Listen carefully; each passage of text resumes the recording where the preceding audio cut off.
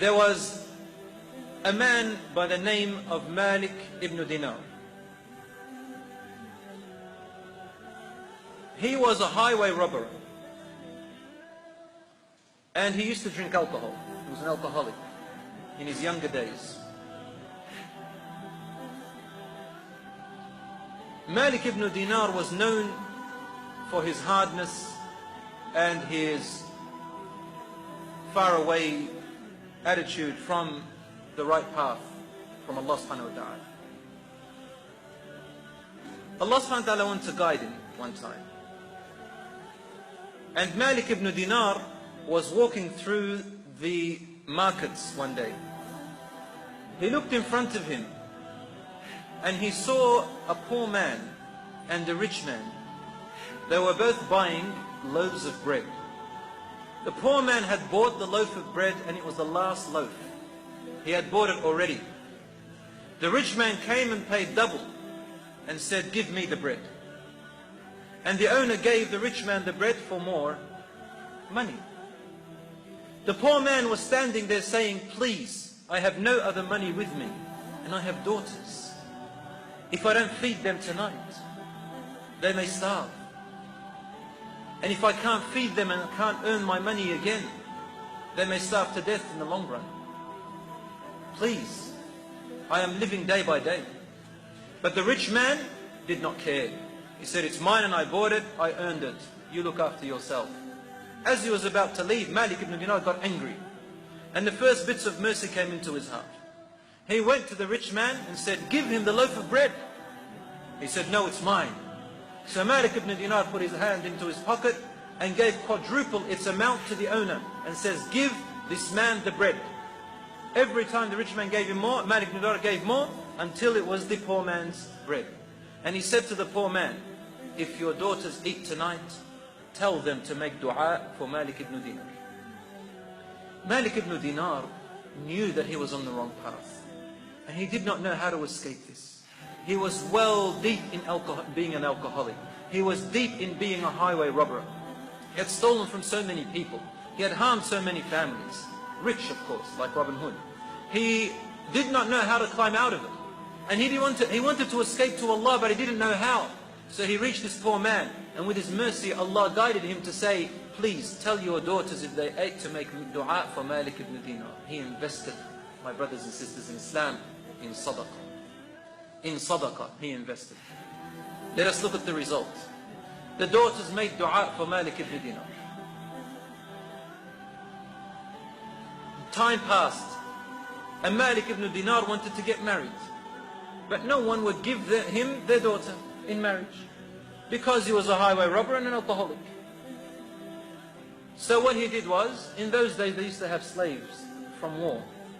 So he went and bought a woman slave. He freed her and married her. He loved her so much. Then Allah gave him a daughter by the name of Fatima.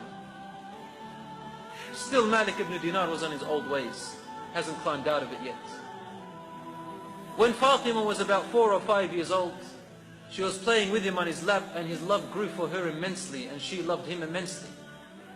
He was drinking a bottle of wine, and Fatima used to come and hit the bottle of wine out of his arm, out of his hand. And she would say, "I hate this, Dad." Malik Ibn Dinar grew great love for his daughter Fatima, and she loved him a lot. He knew that she didn't like the wine and alcohol, and he loved her even more, but he couldn't stop it. One day, Fatima had a fever, and her sickness increased, and it was the will of Allah that Fatima died. Malik Ibn Dinar became so saddened by her loss. He was stricken with grief beyond measure. He was stricken in grief beyond measure. And brothers and sisters, sometimes Allah subhanahu wa ta'ala reminds you of Him and brings you back to Him by giving you certain trials. If He knows that by taking away something from you, it will bring you back to Him, then He does it. So always stay close to Allah subhanahu wa ta'ala, brothers and sisters. Malik Ibn Dinar, for the next few days, kept on drinking and drinking to forget but he couldn't get over the sadness. One night he fell asleep because there were many nights which he hadn't slept and his body was tired. He fell into deep sleep. He says, I saw as if the world had ended, and it was Yawm al-Qiyamah, the day of judgment. And I looked before me, everything was destroyed. I looked, and suddenly to my terror, I see a huge monster like a dragon chasing after me from a distance and wanted to devour me. I got so terrified from it, so I ran away. I came to a cliff and I wanted to jump away from this dragon, but underneath this cliff was fire burning, Jahannam wal-iyadhu billah. He said I couldn't jump. So I ran the other way until I reached the coast of an ocean, of the sea. And there on the sand, I saw a very old man who barely could walk. His white hair, his beard had reached the floor from his oldness and from his frailness. I ran to him, for he was my last resort. I said to him, please help me. The old man couldn't even speak to me, so he pointed with his frail finger in a direction. So I followed in that direction, and the monster is after me. He said I kept running until I found, in my dream, I found something that looked like a hill. And in that hill there were little caves like pockets. It was so beautiful. And from these little pockets I saw children and girls, daughters, coming out of these pockets. And I knew in the dream that they were the daughters of the poor man who had made dua for me. And they all called out with one word, Ya Fatima, anqidhi abaki. Oh Fatima, save your dad. Suddenly, I saw my daughter Fatima in my dreams. She came running to me. As the hadith of Prophet ﷺ says, which is sahih, that if you see a person who has died in your dreams, then it's a true dream from him. It's a message. So I saw my daughter Fatima. She ran towards me and she did this with her hand, and the monster faded away. She climbed up onto me, and near my chest I asked her, Ya Fatima, what is going on here? She said, oh father, can't you see what's happening to you? This dragon is your bad deeds. Look how many bad deeds you have accumulated until you can't even escape them anymore. And if you died in this manner, you're going to end up in hellfire.